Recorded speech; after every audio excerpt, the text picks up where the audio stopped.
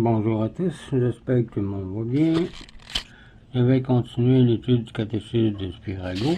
On était rendu à étudier le 6e commandement de Dieu, qui défend tout ce qui pourrait blesser notre innocence ou celle de notre prochain. On avait vu que Dieu défend particulièrement les pensées et les désirs contraires à la pureté. Ensuite, les paroles qui blessent l'innocence. Et on avait vu les actions qui blessent aussi l'innocence. On était rendu à parler des regards effrontés et trop curieux. Donc, on va continuer là-dessus aujourd'hui. Donc, commençons avec un signe de croix. Au nom du Père, du Fils et du Saint-Esprit. Amen. Quatrièmement, comme on avait dit, les regards effrontés et trop curieux. Dieu nous défend la curiosité des yeux pour nous détourner du péché comme un père défend son enfant même de toucher un couteau. Le plaisir des yeux s'empare bientôt du cœur lui-même, disait saint Augustin. Aussi, quiconque regarde imprudemment par les fenêtres du corps tombe presque nécessairement en des désirs coupables, disait saint Grégoire le Grand. La curiosité des yeux allume le feu de la concupiscence. Voir 1 Jean 15 à 17 comme un incendie. Voir Ecclésiastique 9, versets 8 et 9, ainsi de suite. Celui qui erre, ses regards ressemblent à un cocher qui néglige d'avoir l'œil sur ses chevaux. Ils finiront par l'entraîner à l'abîme, disait saint Jean Chrysostome, ou bien à une forteresse dont les portes non gardées tombent facilement au pouvoir de l'ennemi. David n'aurait pas eu à verser tant de larmes s'il avait gardé ses yeux, disait sainte Claire de Montfaucon. Quand vous êtes dans les rues, ne regardez pas tout ce que vous voyez, disait Ecclésiastique encore 9, verset 7. La curiosité causa la perte de la femme de Lot lorsque Dieu détruisit Sodome et Gomorrhe, car il regarda en arrière. Voir Genèse 19, 26, qui dit: la femme de Lot regarda en arrière et elle devint une statue de sel. Cinquièmement, les regards sur des tableaux indécents, l'assistance à des pièces de théâtre mauvaises, la lecture de livres ou de journaux immoraux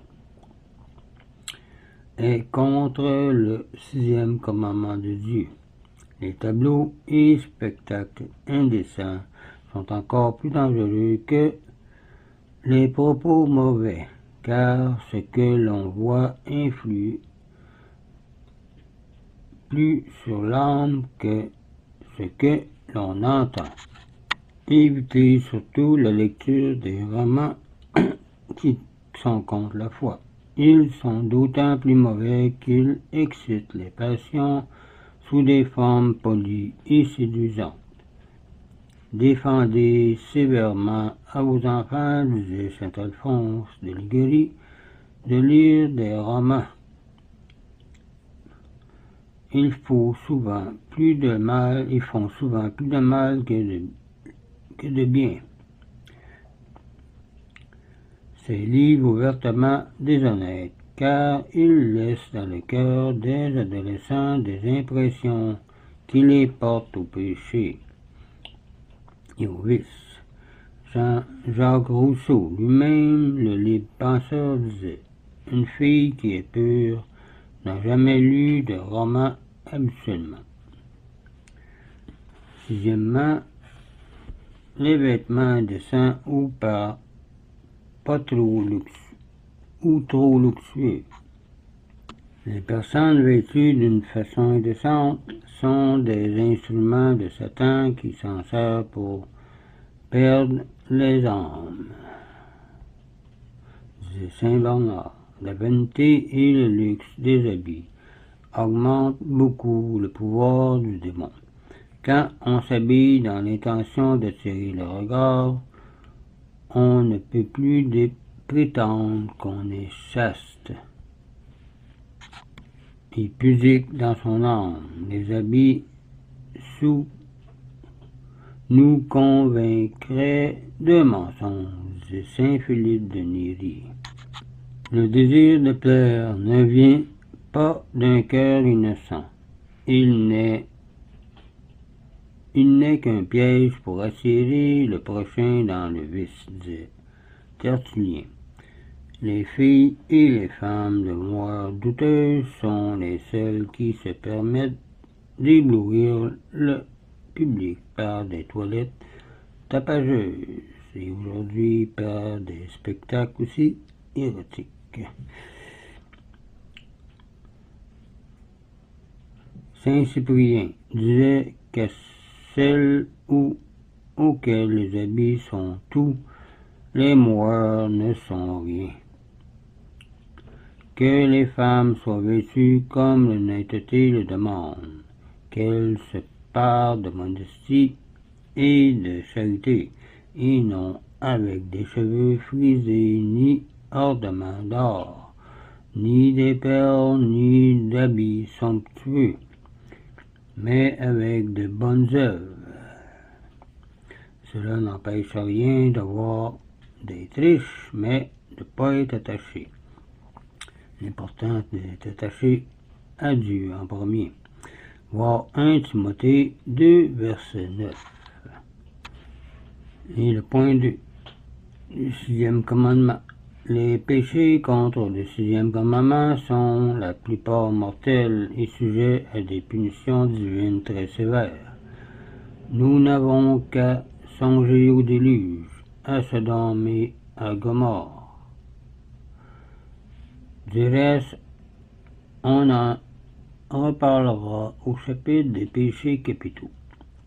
En plaçant ce commandement entre le 5e et le 7e, Dieu nous a indiqué que les péchés de la chair sont aussi coupables que le meurtre et le vol, car faisant partie des 10 commandements.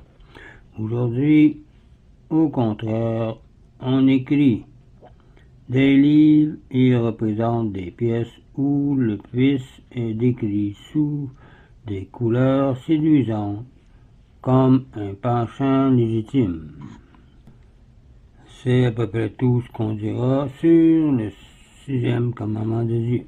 Commençons un peu le 7e commandement de Dieu qui dit: Dieu nous défend de nuire à la propriété du prochain.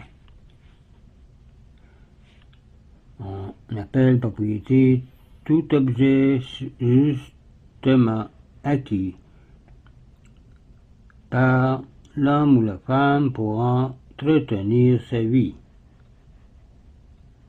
par l'argent, les denrées, les vêtements, l'habitation, les champs, des droits d'usage, etc. Le droit de propriété. Point 1. Chaque homme et chaque femme est autorisé à acquérir justement une propriété personnelle. En effet, il est obligé de pourvoir à ses besoins en cas de vieillesse ou d'accident ou aux besoins de sa famille. Sans propriété personnelle, la situation de la personne serait absolument intolérable.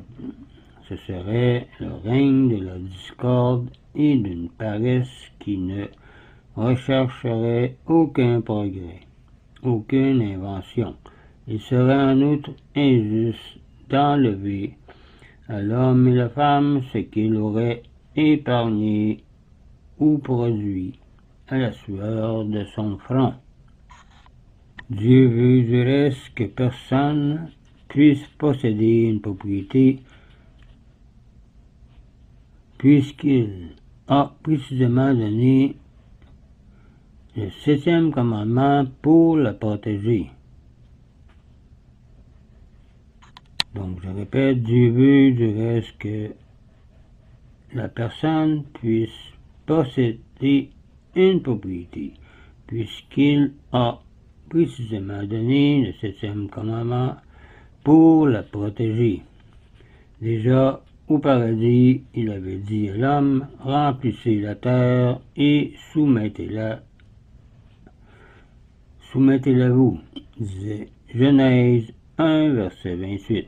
Aussi trouvons-nous la propriété chez Caïn et Abel. Chacun possédait des biens différents et en disposait son gré pour le sacrifice. Nous allons continuer la suite du 7e commandement dans une prochaine vidéo. Donc nous allons nous arrêter ici. Et je vais vous laisser. Je vous dis au revoir et union prière.